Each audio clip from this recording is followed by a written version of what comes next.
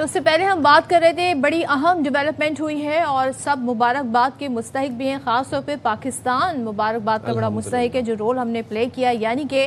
اب معاہدہ ہونے جا رہا ہے، اس پر باقاعدہ سائن ہونے جا رہے ہیں جمعے کے روز سوئٹزرلینڈ میں، اور اس کا نام ہے اسلام آباد میمورینڈم۔ اسی حوالے سے بات کریں گے، بریگیڈیئر ریٹائرڈ وقار حسن صاحب ہمارے ساتھ موجود ہیں۔ تھینک یو سو مچ وقار صاحب اس ساری صورتحال پہ بات کرنے کے لیے۔ ہم یہاں پر پاکستان کے رول پر بات کر رہے ہیں کیونکہ جب جنگ شروع ہوئی، جس طریقے سے سب کے ہم منظر دیکھ رہے تھے، ہمیں لگ رہا تھا کہ شاید ایران جو ہے وہ اس طرح سے فائٹ بیک نہ کرے، بٹ ایران نے فائٹ بیک کی، لیکن پھر معیشت دنیا کی متاثر ہوتی رہی، جنگ طویل سے طویل ہوتی رہی۔ پہلے سیز فائر میں پاکستان نے جو رول پلے کیا، اس کے بعد ہم نے دیکھا کہ پھر پاکستان کی کوششیں جاری رہیں، فیلڈ مارشل نے تہران کا دورہ کیا، اور اس کے بعد ہم نے دیکھا بیک اینڈ فورتھ گفتگو رہی، اور پاکستان ایک وہ ملک ثابت ہوا جو امریکہ سے بھی بیک وقت بات کر سکتا تھا، ایران سے بھی بات کر سکتا تھا، اور جی سی سی کنٹری سے بھی بات کر سکتا تھا، بیکاز سب کی انوالومنٹ بڑی ضروری تھی۔ کس طرح آپ دیکھتے ہیں کتنی بڑی سگنیفیکینس ہے، کتنی بڑی وکٹری ہے یہ؟ جی بسم اللہ، تھینک یو سائمن صدر۔ آئی تھنک ہر لحاظ سے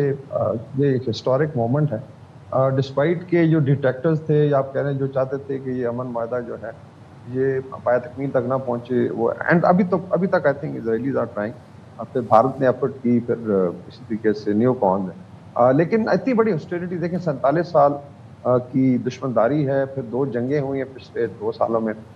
اس سال کو شامل کر لیں تو اس میں آئی تھنک پاکستان کا انٹروین کرنا یہ بہت بڑا ہائی رسک بھی تھا، اور لیکن ایک ویژن تھا لیڈرشپ کا۔ تو پولیٹیکو ملٹری لیڈرشپ نے آئی تھنک 3-4 چیزیں بڑی اہم ہیں اس کے اندر۔ ون واز کہ این لڑائی کے اندر آپ نے انٹروین کیا، اور ٹرسٹ جو ہے آپ دونوں سائڈس کا دیکھیں، یو ایس ہو یا ایران ہو، دے بلیو کہ Pakistan is an honest negotiator, اور یہ ہمیں ہیلپ کر سکتا ہے to get out of this cook directive, تو دنیا ایک دلدل میں پھنس چکی تھی۔ دوسرا امپورٹنٹ آئی تھنک پاکستان کا رول ہے جو زیادہ ڈسکس نہیں ہوتا، وہ ہے کہ جو گلف ہے، اکراس دا گلف، اس کا مطلب ایران ایک طرف اور عرب ممالک، یہ ایک بہت آئی وڈ سے پرانی گلف ہے، اس کو برج کرنا، اس پہ بہت زیادہ ایفرٹ ہوئی ہے۔ اس میں آپ نے دیکھا شٹر ڈپلومیسی ہے، شہباز شریف صاحب گئے مڈل ایسٹ، ترکیہ، اس طریقے سے فیلڈ مارشل سے عاصم منیر ہیں، پھر ہمارے وزیر داخلہ ہیں، اینڈ آئی ایم شیور جو ٹیمز ہیں، فارن آفس کی ہے، ملٹری کی ٹیمز ہیں، انٹیلیجنس کی، میڈیا کا رول ہے، یار وائی کا بہت بڑا رول ہے، اس گلف کو برج کیا جائے۔ اور یہ I think this became the centre of gravity, کہ ابھی آپ نے دیکھا کہ ابھی ریسنٹ جو لاسٹ کمیشن ہوئی اس میں سعودی عربیہ یو اے کو ٹارگٹ نہیں کیا گیا، ایک بڑی اچھی انڈرسٹینڈنگ ڈیولپ، اور یہ I think this will become a foundation of your future اس علاقے کا، جس پہ بھی آلریڈی بات چیت شروع ہو گئی ہے۔ تو یہ I think this was I would say second major Pakistan کا انیشیٹو کہہ لیں، پاکستان کی تھنکنگ تھی کہ لوگ فائدہ اٹھائیں گے لڑائی کا، اور اسلامک ورلڈ میں ہی نہیں ہونا چاہیے، اور ریجن کا بھی فائدہ۔ And then was of course ایک کچھ ڈیٹیکٹرز ہمارے گھر میں بھی ہیں جو روزانہ ایک نئی سٹوری لے کے آتے تھے، ان کی بہت بڑی شکست ہے۔ تو میرے خیال میں زائنسٹ لابی جو اسٹرانگسٹ لابی ہے دنیا میں، اس کی ڈیفیٹ ہے، اس کے بعد نیو کونس کی ڈیفیٹ ہے، اور جتنے بھی ڈیٹیکٹرز تھے ان کی ڈیفیٹ ہے، and Pakistan is come out flying colour. اور جب ہسٹری لکھی جائے گی تو آئی تھنک پھر جا کے پتہ چلے گا کہ کتنا بڑا رول پلے کیا، اینڈ باقی دنیا کو ایک بہت بڑے ڈیزاسٹر سے بچایا۔ اگریڈ، دنیا کو بہت بڑے ڈیزاسٹر سے بچایا۔ جوہر سلیم صاحب، آپ سے بھی یہی بات جاننا چاہوں گا کہ پاکستان نے نہ صرف خطے میں امن کا قیام کیا، بلکہ فیلڈ مارشل کی جو کاوشیں تھیں امن کے لیے، اس سے پوری دنیا میں پیس پریویل کیا ہے۔ سر یہاں پر خطے کی بات نہیں ہو رہی، یہاں پوری دنیا کی بات ہو رہی ہے، اور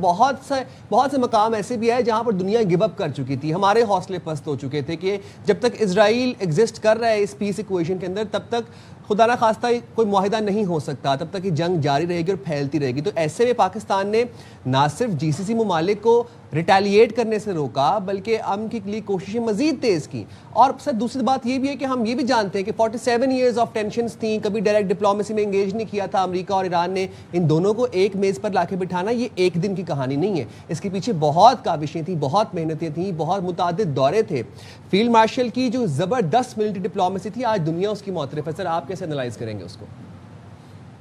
جی بالکل، اس میں کوئی شک نہیں، یہ ملٹی فیسٹڈ ڈپلومیسی تھی۔ بالکل آپ نے صحیح کہا، ایک سائڈ پہ وہ جو ہے نا اسرائیل کی سازشوں کو ناکام بنانا تھا، بیکاز ان کی تو کوشش تھی مسلمان ملک آپس میں لڑتے رہیں،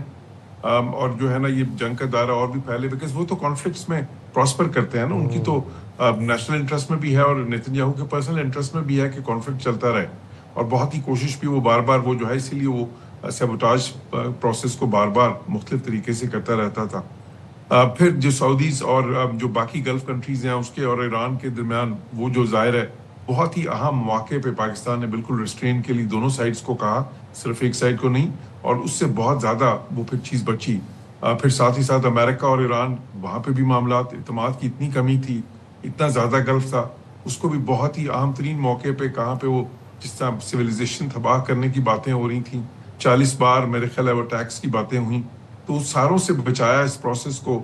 جو ہے نا سیز فائر کو بھی بچایا، مذاکرات بھی ساتھ چلتے رہے، اور بالآخر دیکھیں آ کے جو ہے نا ایک بہت اہم کامیابی ہے انشاءاللہ۔ اور اس کے آگے بھی خیر جو پروسیس ہے وہ بھی بہت اہم ہے، اس پہ بھی پاکستان کا رول آپ دیکھیں گے، اس میں رہے گا یہ 60 دن کی آگے 60 دن کے مذاکرات ہیں، کیونکہ ابھی بھی اس پروسیس کو پاکستان کی بہت ضرورت ہے جو ہے، اور وہ پاکستان کا اس میں ساتھ رہے گا، اور امریکہ کا اور ایران کا دونوں کا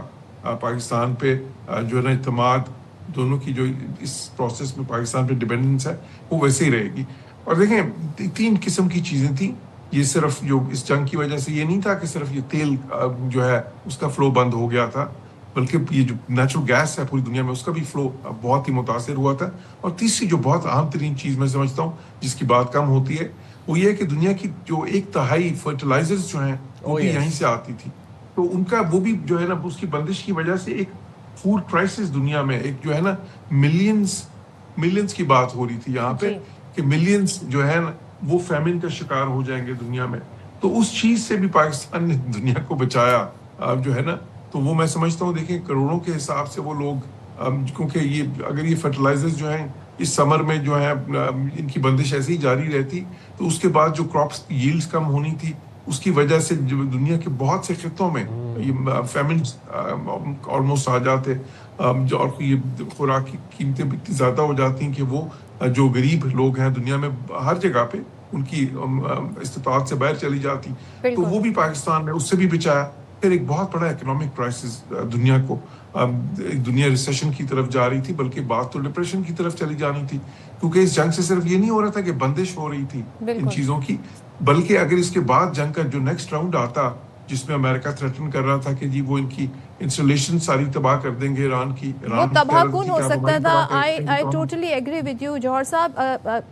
بکار صاحب آپ کی طرف میں آنا چاہتی ہوں، پری وار سچویشن گو کہ پاکستان نے جس طرح انڈیا کو شکست دی، پاکستان کا ایک نیا امیج ابھرا، لیکن who thought کہ پاکستان کبھی مذاکرات میں امریکہ کو اس طرف لے آئے گا کہ امریکہ کے لیے سیز فائر کروائے گا، یعنی امریکہ اور ایران میں سیز فائر کروائے گا، کہاں امریکہ یہ کام کیا کرتا تھا۔ میں یہاں پہ جاننا چاہتی ہوں پاکستان اور ایران، یہ 2 ملک ایسے ابھرے ہیں جن کا ایک بالکل ہی الگ ہی امیج آیا، خاص طور پہ پاکستان نے تو جس طرح سے جنگ میں بھی ہرایا انڈیا کو، اور پھر پاکستان نے جس طریقے سے مذاکرات اور ڈائلاگ کو لے کر آگے بڑھا اور یقینی بنایا کہ ڈائلاگ کے ذریعے ہی امن آئے۔ اسرائیل اور امریکہ they both have been defeated، کیا کہیے گا؟ آئی تھنک بالکل اہم چیز ہے، اور اگر لاسٹ ایئر کی آپ لڑائی دیکھیں مئی اور جون،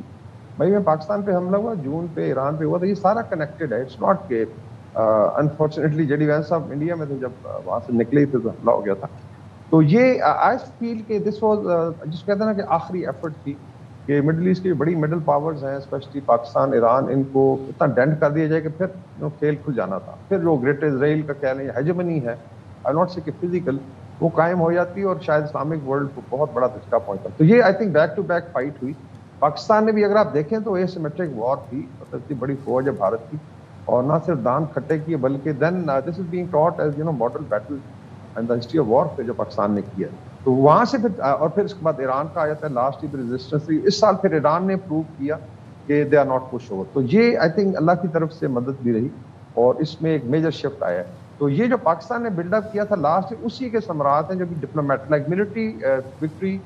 then became helpful in developing a diplomatic prowess جو بھی آپ کو نظر آ رہا ہے کہ ابھی آپ کھل کے کھیل رہے ہیں، but people realize کہ یہ push over نہیں ہے، it's a responsible nuclear power،